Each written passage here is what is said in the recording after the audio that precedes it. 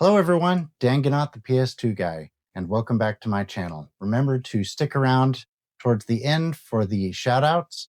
Appreciate all the people who have sent out shoutouts this last time. We're going to get the shoutout map updated on Google, and I will leave a link in the description to that map. Anyhow, today what we're doing is we are finally getting around to that top 10 PS2 games that I've been working on for far too long. It's been a difficult journey because picking out a top 10 list is really kind of difficult with all the great games on the PS2. So, really, this probably should have been named just 10 of my favorite games, not the top 10. Um, Anyhow, this is going to be my list of 10 PS2 games that I really enjoyed back in the day, and I've been enjoying again in recent years. So please enjoy, and if you have your own top 10, then please leave it in the comments. I'd love to see what your top 10 games are. Anyhow, thanks again, Dan Gnadt, the PS2 Guy. Have a good day. Oh, and stay retro. All right, starting off number 10 with Spider-Man 2. This game was impressive with its cityscapes, the web-swinging physics, and the detailed character models. I really played the heck out of this game. Much better than Spider-Man 3, which I really felt like was just a back step in the series. The game was amazing with its ability to, the freedom to swing through an open world New York. It had engaging combat, a variety of missions from crime fighting to story-driven set pieces, immersive environmental audio, energetic voice performances, and a really good cinematic score. Loved that it was a tie-in to the movie because I was a huge Spider-Man fan. Always have enjoyed the Marvel movies, except for in recent years, which is too bad. I think Stan Lee would be really disappointed with what has become of his beloved franchise. Anyhow, off of that, it had great side missions, collectibles, hero villain choices, open world exploration, which provided plenty of reasons to return to the game. So this wasn't a one and done game. This was one that had a lot of replay value. I just really enjoyed Spider-Man 2.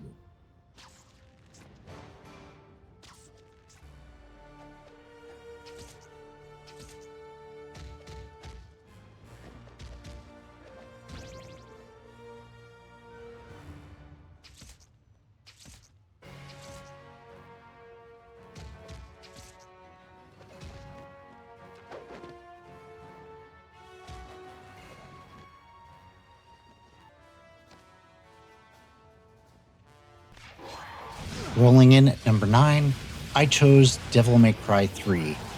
Loved the Devil May Cry series. It was a hard pick, but I think Devil May Cry 3 had the most polish and some of the best gameplay of the series. The game was just amazing, visually and with the gameplay. It had stylish character design and dazzling effects. Deep skill-based combat with multiple styles that you could employ, a powerful soundtrack, and great voice acting. Well, sometimes a little on the cheesy side, but still pretty darn good voice acting. Several difficulty levels, unlockables, and many replay challenges that, again, gave you a lot of replay value. So this game I played the heck out of. It was a really good game. It was a hard choice between Spider-Man and this one, but I think I enjoyed Devil May Cry just a bit more than I did Spider-Man 2. Something that's been a little bit embarrassing as I'm playing through this again is that it seems like my reaction time has definitely slowed down as I've aged, because as I was playing it, I was finding it much more difficult to play than when I was younger. So that's just something interesting and I guess a little bit frustrating. But again, love this game. even today, and I plan on playing this a lot more, and I think I'm going to do an exclusive video on this one.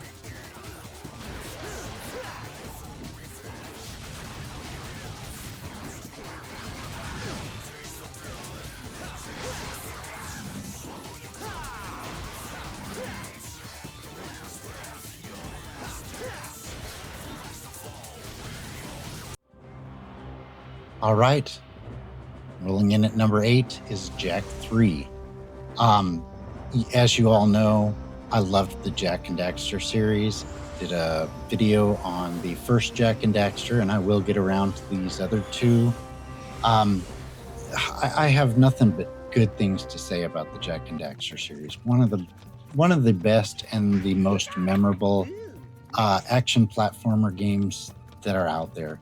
I think the reason I chose Jak 3 was just because of the extra polish that was put onto this one, as opposed to the first two. You know, Jak 2 is a great game, again, and the visual jump from Jak 1 to Jak 2 was great. But Jak 3 took it up a notch, and I enjoyed the gameplay in Jak 3 more.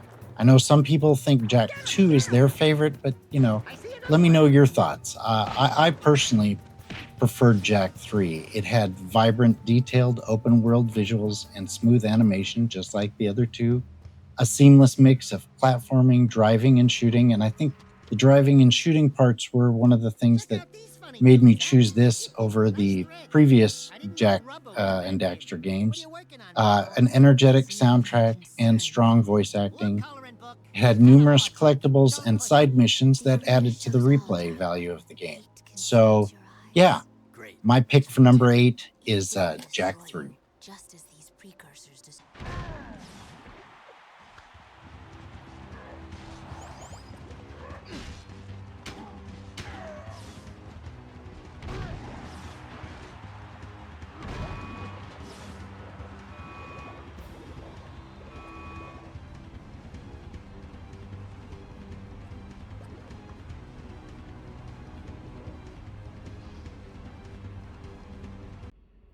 All right, so for number 7, we're switching over to the psychological horror genre for the PlayStation 2, Silent Hill 3. What an amazing game. The graphics on this were just mind blowing at the time and still hold up well today. The lighting is just great. Uh, Amazing game. It had haunting atmospheric graphics, immersive psychological horror gameplay, uh, the unsettling background music and effects really added to the tense feeling that you would get when you played this game. The game had multiple endings and unlockables, so again, just another game that did have some great replayability. Maybe not as much as some of the previous ones, but pretty good on this one. And I loved the heck out of this game and still do today. I can't come up with enough words to express just how great this game was. I think personally the best in the Silent Hill series. Yeah, so with that said, just be looking forward to that future Silent Hill 2 video. I'm going to try to get Michelle to sit in on that one with me, but we'll see. It's going to be hard enough just to get her to do, Fatal Frame? And that's one that we do plan on doing in the future.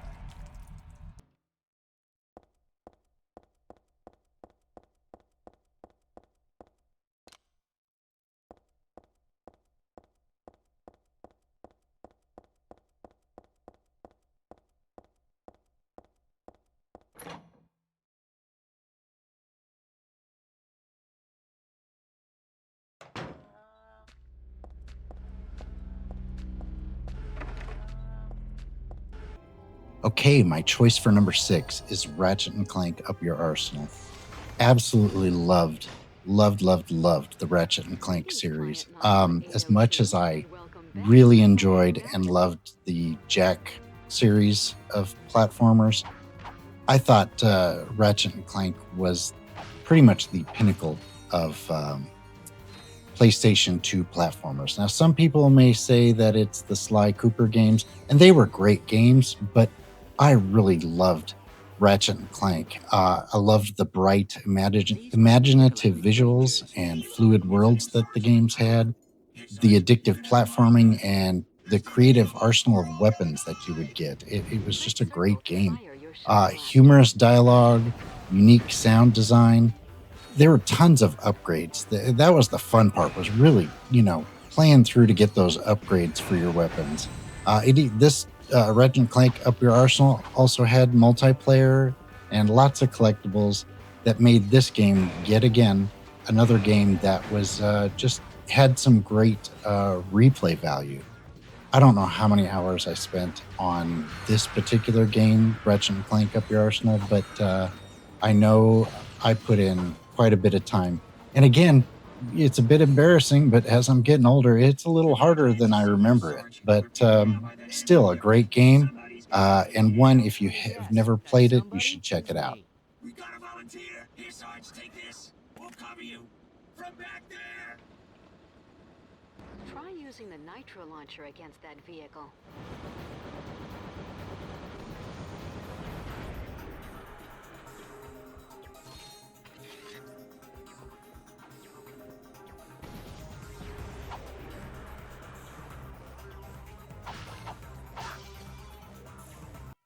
Switching genres once again, my choice for number five is Need for Speed Hot Pursuit 2. Now, this one may be a bit controversial because people say, well, what about the Burnout series or what about Gran Turismo? I loved Gran Turismo, great game, but I didn't enjoy, or I was actually more of an arcade racer fan. And again, people may say, but Burnout was better. I really disagree. I loved the hot pursuit part of this game. It was just so much fun to, trying to evade the cops, and I thought the visuals on this were just outstanding. The game had detailed tracks and beautiful dynamic lighting. It was a fast arcade racing game with lots of fun police chases. The high octane licensed soundtrack, which I'm going to have to turn down for this, was just great. And it had a huge lineup of cars and challenges. This one had replay ability all over it. One of my favorite PlayStation 2 games, bar none. Yeah, so you know that the next game that I'm going to choose has to have a high bar in order to beat this one. But yeah, this is my choice for number five, Need for Speed Hot Pursuit 2. Yeah, and if somehow you are an arcade racer fan and you've never played this game, you owe it to yourself to check this out, whether it's on a real PlayStation or through emulation. This game is just a blast.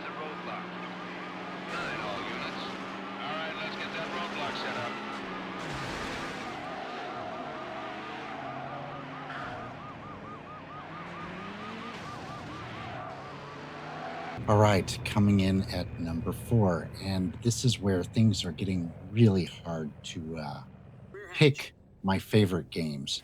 Um, and I'm still not sure that this one doesn't deserve a higher spot on the list.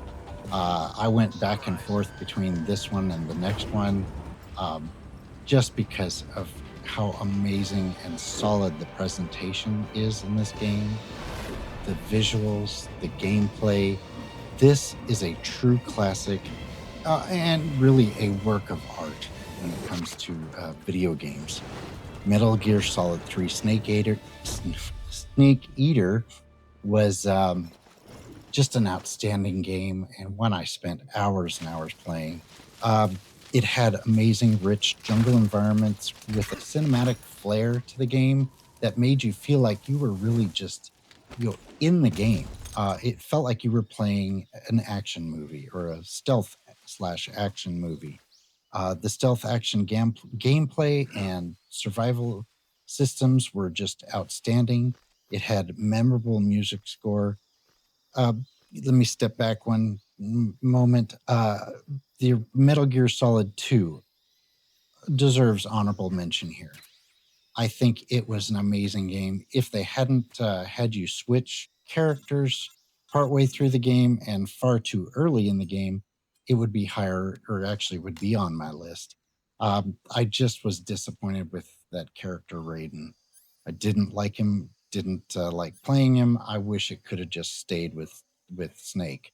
Anyhow, the game had multiple endings, secrets, and a variety in play styles that you could help achieve, or you could use to achieve your goals. Great game. Nothing but great things to say about this one.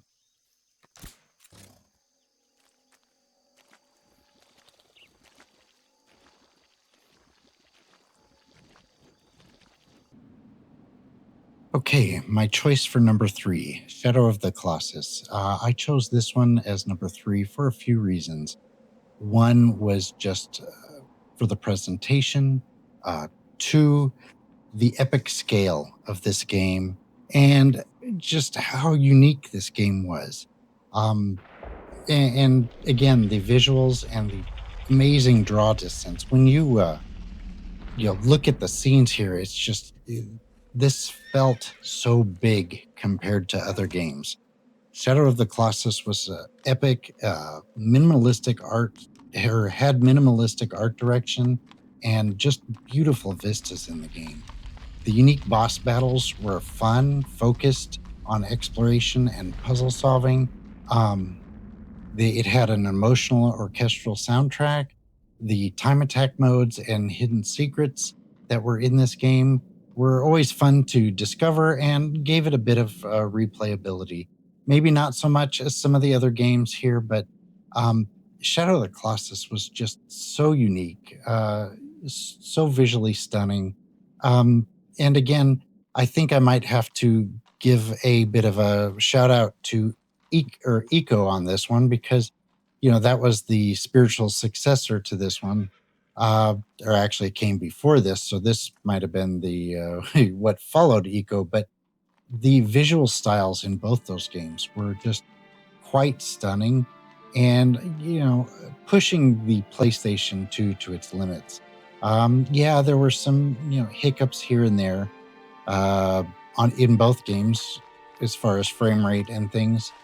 But what they were able to achieve with this was just outstanding. And so I give this next one number 3, Shadow of the Colossus. Great game. Check it out if you haven't already. And now we've come to my number 2 pick, Resident Evil. Oh my gosh. This game, when I first played it, I was just so impressed. And I know it was on the GameCube, and I know visually the GameCube has an edge on this, but the PlayStation 2 did a pretty outstanding job with the visuals. And the gameplay was great, had extras that the GameCube did not have. The combat, so much fun. I love sneaking around. The whole zombie thing, it was just, a great successor to the previous Resident Evil games, and it took it in a new direction that I thought was just great. Um, this game had highly detailed environments and characters.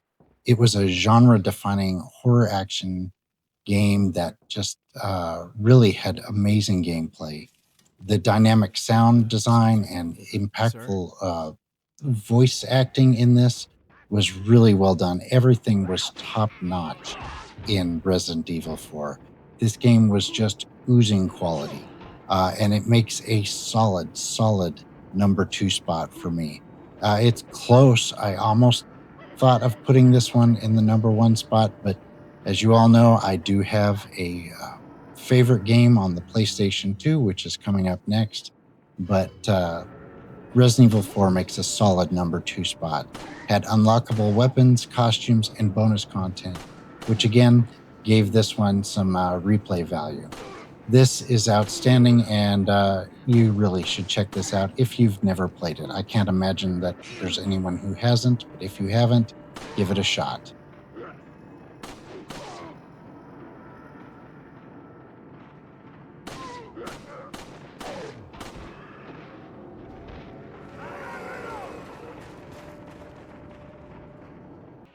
And finally, in the number 1 spot, I have to give it to God of War 2. And really, God of War 1 and 2 should be in this spot because those games were just so amazing.